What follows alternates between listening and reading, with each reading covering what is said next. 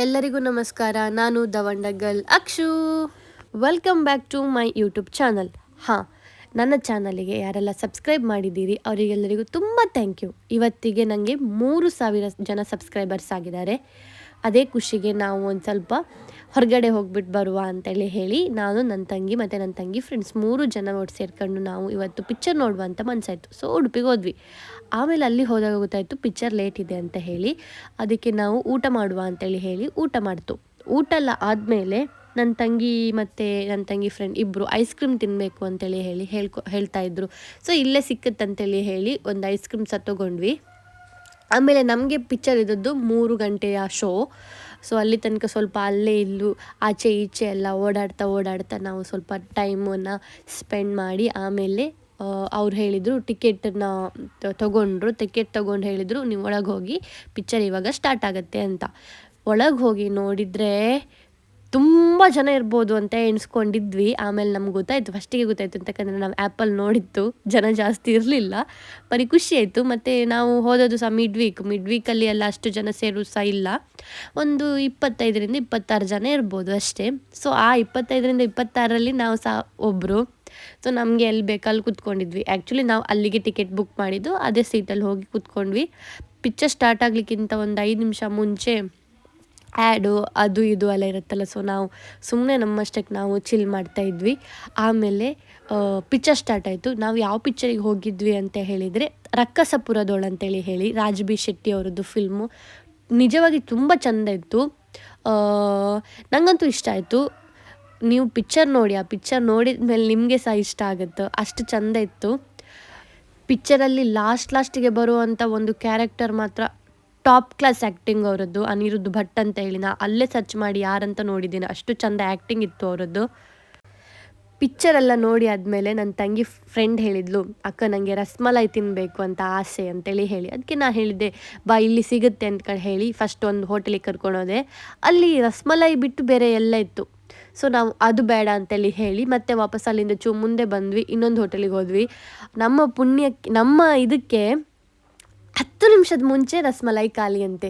ರಸ್ಮಲೈ ಅಂತ ಹೇಳಿ 2 ಸಲ ಕೇಳಿದರು. ಹಾಂ, ರಸ್ಮಲೈ ಅಂತೇಳಿ ಹೇಳಿ ನಾವು 2 ಸಲ ಹೇಳಿದ್ವಿ. 1 ನಿಮಿಷ ಮೇಡಮ್, ಈಗ ಸ್ವಲ್ಪ ಹೊತ್ತಿನ ಮುಂಚೆ ಖಾಲಿ ಆದಾಗಿದೆ, ಚೆಕ್ ಮಾಡಿ ಬರ್ತೆ ಅಂತ ಹೇಳಿದರು. ಚೆಕ್ ಮಾಡಿ ಬನ್ನಿ ಅಂತೇಳಿ. ಇಲ್ಲಿ ನಾವು ಅಯ್ಯೋ ರಸ್ಮಲೈ ಇರಲಿ ಅಂತೇಳಿ ಹೇಳಿ ಮಾತಾಡ್ತಾ ಇತ್ತು. ಅವ್ರು ಬಂದು ಸಾರಿ ಮೇಡಮ್, ರಸ್ಮಲೈ ಈಗಷ್ಟು ಪಾರ್ಸೆಲ್ ತೊಗೊಂಡೋದ್ರು ಒಬ್ಬರು, ಸೊ ಖಾಲಿ ಆಯಿತು ಅಂತ ಹೇಳಿದರು. ಆಗ ನಮಗೆ ಫುಲ್ ಡಿಸಪಾಯಿಂಟ್ಮೆಂಟ್ ಆಯಿತು. ಎಂತಕ್ಕಂತೇಳಿ ಹೇಳಿದರೆ ನಾವು 2 ಹೋಟೆಲ್ ಚೇಂಜ್ ಮಾಡಿ ಬಂದಿರುವಂಥದ್ದು, ಇಲ್ಲಾದರೂ ಸಿಗ್ಬೋದು ಅಂತ ಹೇಳಿ. ಆಮೇಲೆ ನಾ ಹೇಳಿದೆ ನಿಂಗೆ ರಸ್ಮಲೈ ತಿನ್ನುವಂಥದ್ದು ಯೋಗ ಇವತ್ತಿಲ್ಲ ಮರೈತಿ, ಬಾ ಇನ್ನೊಂದು ಸಲ ನೋಡೋಣ ಅಂತೇಳಿ ಹೇಳಿ ಮತ್ತು ಅಲ್ಲಿಂದ ನಾವು ಒಂದು ವಡಾಪಾವು ಮತ್ತು ಇನ್ನೊಂದು ಮಸಾಲೆ ಪೂರಿ ತಿನ್ಕೊಂಡು ಬಂದ್ವಿ. ಫಸ್ಟ್ ಹೋದದ್ದು ಹೋಟೆಲಲ್ಲಿ ಜ್ಯೂಸ್ ಏನೋ ಕುಡ್ಕೊಂಡು ಬಂದಿದ್ವಿ. ಆಮೇಲೆ ನಾವು ಮನೆಗೆ ಹೊರಟು ಸೀದಾ ಮನೆಗೆ ಬಂದಾಗ ನನ್ನ ಹತ್ರ ನಂದು ಪಾರ್ಸೆಲ್ ಒಂದು ಬಂದಿತ್ತು. ಎಂತ ಅಂತ ನೋಡುವಾಗ ನಾವು ರೆಸಿನ್ ಆರ್ಟಿದ್ದು ಕಿಟ್ಟನ್ನು ಆರ್ಡರ್ ಮಾಡಿದ್ದೆ. ಯಾಕಂತ ಹೇಳಿದರೆ ನನ್ನ ಹತ್ರ ಒಂದು ಬೊಕ್ಕೆ ಇತ್ತು. ಆ ಬೊಕ್ಕೆಯನ್ನು ಪ್ರಿಸರ್ವ್ ಮಾಡಿ ಇಡುಕತ್ತ ಅಂತೇಳಿ ಹೇಳಿ ಟ್ರೈ ಮಾಡಿ ನೋಡುವ ಅಂತ ಹೇಳಿ ನಾನೊಂದು ರೆಸಿನ್ ಆರ್ಟಿದ್ದು ಕಿಟ್ಟನ್ನು ಬುಕ್ ಮಾಡಿದ್ದೆ. ಅದು ಸಹ ಮನೆಗೆ ಬಂದಿತ್ತು, ನಮ್ಮಮ್ಮ ಎತ್ತಿ ಇಟ್ಕೊಂಡಿದ್ರು. ಆಮೇಲೆ ಬಂದ ತಕ್ಷಣ ನಾನು ಇದೊಂದು ಹೇಗೆ ವರ್ಕ್ ಆಗುತ್ತೆ ನೋಡೋಣ ಅಂತ ಹೇಳಿ ಒಂದು ಸಂಜೆ 8 ಗಂಟೆ ಹಾಗೆ ಎಲ್ಲ ಸ್ಟಾರ್ಟ್ ಮಾಡಿದೆ. ಫಸ್ಟ್ ನನಗೆ ಐಡಿಯಾ ಇರಲಿಲ್ಲ. ಆಮೇಲೆ ಅದರಲ್ಲೇ ಫುಲ್ಲು ಹೇಗೆ ಮಾಡಬೇಕಂತ ಹೇಳಿ ಇತ್ತು, ಹಾಗೆಯೇ ಮಾಡಿದೆ ಅಂತ ಎಣಿಸ್ಕೊಂಡು ನಾನು ಮಾಡಿದ್ದೇನೆ. ಒಂದು ಹಾರ್ಡವರು, ಇನ್ನೊಂದು ರೆಸಿನ್ ಆರ್ಟಿದ್ದು ಒಂದು ಲಿಕ್ವಿಡ್ ಏನೋ ಇರುತ್ತೆ ಅದರಲ್ಲಿ ಎಷ್ಟು ಮೆಷರ್ ಹಾಕಬೇಕಂತ ಹೇಳಿ ಸಹ ಅದರಲ್ಲೇ ಇತ್ತು. ಸೊ ಎ ಫಾರ್ಮ್ ಇದು ಒಂದಷ್ಟು, ಬಿ ಫಾರ್ಮ್ ಇದು ಒಂದಷ್ಟು ಹಾಕಿದೆ. ಅಂದರೆ 2:1 ಮೆಷರಲ್ಲಿ ಹಾಕಿದೆ. ಆದರೂ ಅದು ಸರಿ ಆಯಿತಾ ಇಲ್ವಾ ಅಷ್ಟು ಗೊತ್ತಿಲ್ಲ ನನಗೆ, ನಾನು ಸುಮ್ಮನೆ ಟ್ರೈ ಮಾಡಿರುವಂಥದ್ದು. ಆದರೂ ಸಮೇತ ಅದು ಅಷ್ಟೇನು ಸರಿಯಾಗಿ ಬರಲಿಲ್ಲ ಅಂತ ಅಂದ್ಕೊಳ್ತೀನಿ. ಫಸ್ಟ್ ಮಾಡುವ ಅಂತ ಹೇಳಿ ತೆಗೆದ ತಕ್ಷಣ ಫಸ್ಟು ಗ್ಲೌಸೆಲ್ಲ ಹಾಕೊಂಡು ಫುಲ್ ರೆಡಿ ಆಯಿದ್ದೆ. ಆಮೇಲೆ ಅದು ಪ್ರಿಪೇರ್ ಆಗುವಾಗ ನಂದು ಕೈಯೆಲ್ಲ ಶೆಕೆಯಾಗಿ ನಾನು ತೆಗೆದಿದ್ದೆ. ನಾನು ಖಾಲಿ ಕೈಯಲ್ಲೇ ಮಾಡಿದೆ. ಒಂದು ಸ್ವಲ್ಪ ಮಾಡ್ತಾ ಇದು ನಾನು ಫಸ್ಟ್ ಟೈಮ್ ಮಾಡಿದ್ದಲ್ಲ, ನಂಗೆ ಅಷ್ಟು ಹದ ಗೊತ್ತಾಗಲಿಲ್ಲ. ಆದರೂ ಸಾಧಾರಣ ಬಂತು. ಅದು ಹೇಗೆ ಬಂದಿದೆ ಅಂತ ಹೇಳಿ ನಾನು ಮೇ ಬಿ ನೆಕ್ಸ್ಟ್ ವೀಡಿಯೋ ಮಾಡಬೇಕಾಗತ್ತೆ. ಎಂತಕ್ಕಂತೇಳಿ ಹೇಳಿದರೆ ಇದು ಇನ್ನೊಂದು ವೀಡಿಯೋದಲ್ಲೇ ಬರಬೇಕು. ಆ ಥರ ಒಂದು ಇಡೀ ರಾತ್ರಿ ಇಟ್ಟಿದ್ದೇನೆ, ಆದರೂ ಸಹ ಅದು ಅಷ್ಟು ಕರೆಕ್ಟಾಗಿ ಬರಲಿಲ್ಲ. ಮೇ ಬಿ ನಂದು ಮಿಕ್ಸರೆಲ್ಲ ಆಚೆ ಈಚೆ ಆಗಿರ್ಬೋದು. ಮಿಕ್ಸ್ ಮಾಡೋದು ಕರೆಕ್ಟ್ ಬಂದಿದ್ದರೆ ಮೇ ಬಿ ಅದು ಕರೆಕ್ಟ್ ಆಗ್ತಿತ್ತೇನೋ. ನಂದು ಅಷ್ಟು ಕರೆಕ್ಟಾಗಿ ಬರಲಿಲ್ಲ. ನಾವು ಒಂದು ರಾತ್ರಿ ಪೂರ ಇಟ್ಟಿದ್ದೇನೆ. ಒಂದು ರಾತ್ರಿ ಪೂರ ಇಟ್ಟು ಬೆಳಗ್ಗೆ ನೋಡುವಾಗ ಅದು ಕರೆಕ್ಟಾಗಿ ಹಾರ್ಡ್ ಆಗಿರಲಿಲ್ಲ. ಅದು ಕರೆಕ್ಟಾಗಿ ಹಾರ್ಡಾಗಿ ಕಲ್ಲು ಥರ ಆಗಬೇಕು, ಆ ಥರ ಏನೂ ಆಗಿರಲಿಲ್ಲ. ನಾನು ಸ್ವಲ್ಪ ಮಾತ್ರ ಹಾರ್ಡಾಗಿತ್ತು. ಮೇ ಬಿ ಅದಕ್ಕೆ ಇನ್ನೂ ಒಂದು ಸ್ವಲ್ಪ ಹೊತ್ತು ಬೇಕಾಗ್ಬೋದೋ ಏನೋ ಅಂತ ಹೇಳಿ ನಾನು ಹಾಗೇ ಇಟ್ಟೆ. ಇದು ಹೇಗೆ ಬಂದಿದೆ ಅಂತ ಹೇಳಿ ಗೊತ್ತಾಗಬೇಕಾದ್ರೆ ಇನ್ನೊಂದು ವಿಡಿಯೋ ನೋಡಬೇಕಾಗುತ್ತೆ. ಯಾಕಂತೇಳಿ ಹೇಳಿದರೆ ಇವತ್ತು ನನಗೆ ಅದರದ್ದು ಕರೆಕ್ಟಾಗಿ ಆಗಿರಲಿಲ್ಲ. ನೋಡೋಣ, ನಾನು ನೆಕ್ಸ್ಟ್ ಟೈಮ್ ಇನ್ನೊಂದು ಸಲ ಟ್ರೈ ಮಾಡ್ತೇನೆ ಅಂತ ಹೇಳಿ ಎಣಿಸಿ ವಾಪಸ್ ಅದನ್ನು ಹಾಗೆ ಇಟ್ಟೆ, ಇನ್ನೊಂದು ಸ್ವಲ್ಪ ಹೊತ್ತು ಗಟ್ಟಿಯಾಗಿರಲಿ ಅಂತ ಹೇಳಿ. ಇದು ಮಾಡೋದು ತುಂಬ ಈಸಿ ಅಂತ ಅಂದ್ಕೊಂಡೆ ನಾನು. ಅದು ಹಾಕಿದರೆ ಆಯಿತು, ಇದು ಹಾಕಿದರೆ ಆಯಿತು, ಆಗುತ್ತೆ ಅಂತ ಎಣಿಸಿದೆ. ನಿಜವಾಗಿ ಇದು ಕಷ್ಟ ಇದೆ. ಯಾಕಂದರೆ ನೋಡಿ, ನಂದು ಒಂದು ಮಿಸ್ಟೇಕಿಂದ ಆ ಹಾರ್ಡ್ನರೆಲ್ಲ ಕೆಳಗೆ ಚೆಲ್ತು. ಅಂತಪ್ಪದು ಎಂಥದ್ದು, ನನ್ನ ಬೊಕ್ಕದು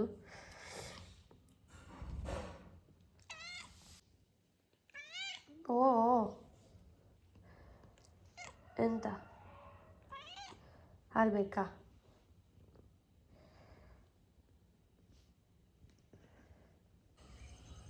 ಇದು ನೋಡಿ ಕೆಸ್ಕರ್ ಹೂವಿನ ಗಿಡ. ಇದು ಫಸ್ಟ್ ಹೂವು, ಅದಕ್ಕೆ ಇದನ್ನು ವಿಡಿಯೋ ಮಾಡ್ತಾ ಇದ್ದೆ. ಇದು ಫಸ್ಟ್ ಹೂವು 2026 ಮಾರ್ಚ್ 2.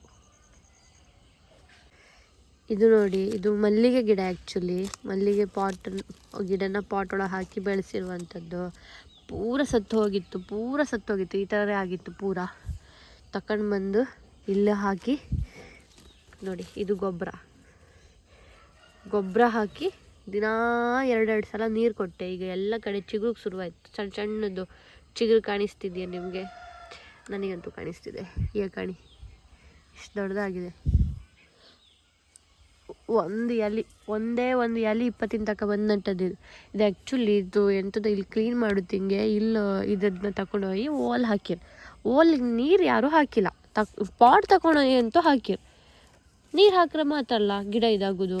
ಸೊ ಮತ್ತು ಮೊನ್ನೆ ನಾನು ಕಷ್ಟ ಬಿಟ್ಟು ತೊಗೊಂಡು ಬಂದೆ. ಇಲ್ಲೇ ಬಂದು ಹಾಕಿದೆ. ಈಗ ನೋಡಿ ಚಿಗುರ್ಲಿಕ್ಕೆ ಸ್ಟಾರ್ಟ್ ಆಯಿತು. ಇಲ್ಲಾಂದರೆ ಸತ್ತೋಗುತ್ತೆ.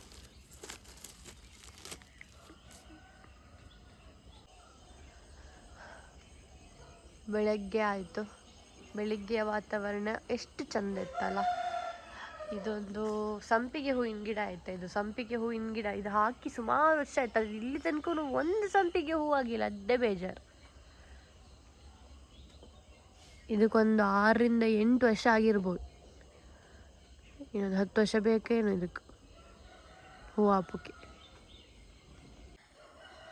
ಇದು ಅಷ್ಟೇ, ಈ ಗಿಡ ಹಾಕಿ 8ರಿಂದ 10 ವರ್ಷನೂ ಆಗಿರಬಹುದು. ಆದರೆ ಒಂದೇ ಒಂದು ಆಗಲಿಲ್ಲ. ಇದರಂಗೆ ದೊಡ್ಡ ಲಿಂಬೆ ಹಣ್ಣು ಹತ್ತು ತೊಗೊಂಡೋಗಿ ಮೇಡಮ್ ಹಂಗತ್ತು ಮೇಡಮ್, ಹಿಂಗತ್ತು ಮೇಡಮ್, 3 ತಿಂಗಳು ಹಂಗೆ ಫಲ ಬತ್ತು ಮೇಡಮ್ ಅಂತೇಳಿ ಹೇಳ್ರು. ಇವತ್ತಿಗೂ ಫಲ ಇಲ್ಲ. ಇದು ಅಲ್ಲ ಅಷ್ಟೇ, 3 ವರ್ಷದ ಫಲ. 3 ವರ್ಷದಂಗೆ ಇಡೀ ಮನೆ ತುಂಬ ಸಂಪಿಗೆ ಹೂವು ಅಂತಂದ್ರು. ಒಳ್ಳೆ ಘಮ ಆತಲ್ಲ ಅಂತೇಳಿ ಹೇಳಿ ತಗೊಬಂದದ್ದು. 8-9 ವರ್ಷ ಆಯಿತು. ಇವತ್ತಿಗೂ ಒಂದೇ ಒಂದು ಸಂಪಿಗೆ ಹೂವು ಆಗಿಲ್ಲ.